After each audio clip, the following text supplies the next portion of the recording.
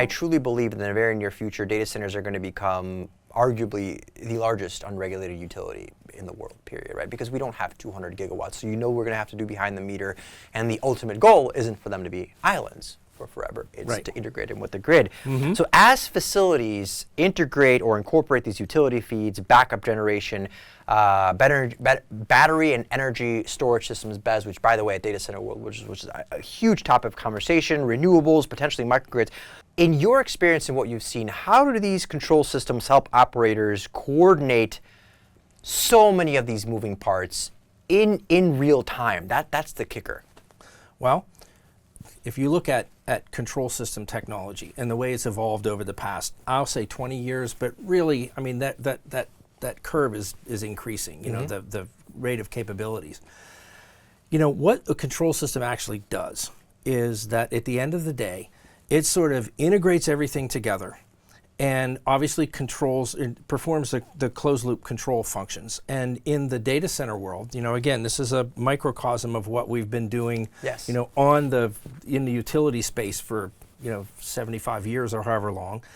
And basically, it integrates all of that data together, performs the closed loop functions, and then presents the human operator, because you're still human beings involved in this. Of course. You know, it presents the human operator with a state of the condition of the plant and an alert or an alarm if there's an anomalous off-normal type of condition. So at a very high level, that's really sort of the function of the control system. Now, in the data center world, it's a little bit different because you've got these different timescale things, and very often the large data centers, the load following, we talked about that, the enormous amounts of megawatt swings and literally hundreds of megawatts to gigawatt swings, you know, very often, sometimes multiple times per minute.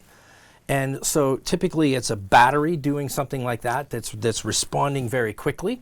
And then you have some type of dispatchable generation that keeps the battery charged. You know, at the very highest level, that's sort of the strategy, the overall strategy. Now there's a lot to unpack there, even in the details.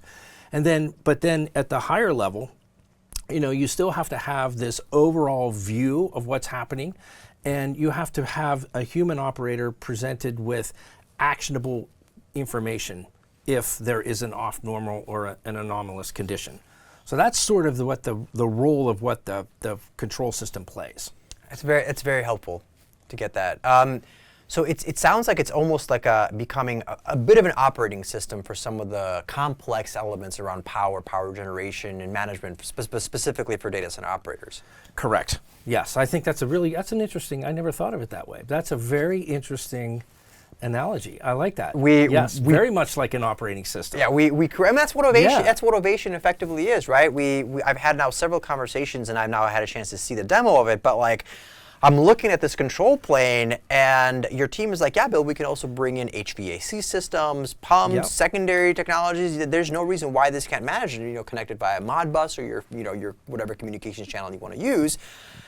And yeah, you effectively have, from an operator perspective, this one single pane of glass that manages your critical infrastructure. Yeah, very much like a computer operating system. Yeah. That's a really good, because you know, you think about it. Here's what I think about that when you say that. You think about what an operating system does on a computer. It abstracts the hardware. Yep. So that it looks the same to every application that plugs in. Yep. Same idea. You're adding new hardware and you're abstracting it to this layer that human beings can actually interact with. So yeah, that's a good one. It's all yours, Rick. You're welcome to use it. But I might use that.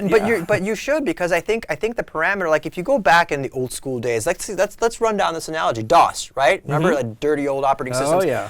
But that was manual. Even that as an operating system really didn't function as an operating system. No. It was a command line interface. It you know, you had to manually do everything. But like today, you have this visual aspect to now, for the record, I still prefer the. Prefer the. Nothing wrong with DOS. Nothing wrong with DOS. Oh, Unix, I am. All good with Unix. But like in this case, you have a computer, a machine that's certainly grown a lot more complicated, similar components, right? But a lot more complicated, which required an operating system to be you know, able to support that level of complexity. And it sounds like technology and tools like Ovation and these control systems. That's what they're effectively trying to do. Is simplify the management of what are seeming to be becoming much more complex ecosystems. Exactly. That's exactly right. And you know what? The if you think about control systems, the way I think about it is stability first, get all of this stuff to play together in a stable fashion. Performance, get it to be able to move the way you want it to move, and then optimize. Get it to work optimally with minimal amount of fuel, minimal amount of effort, whatever those the conditions of optimality are.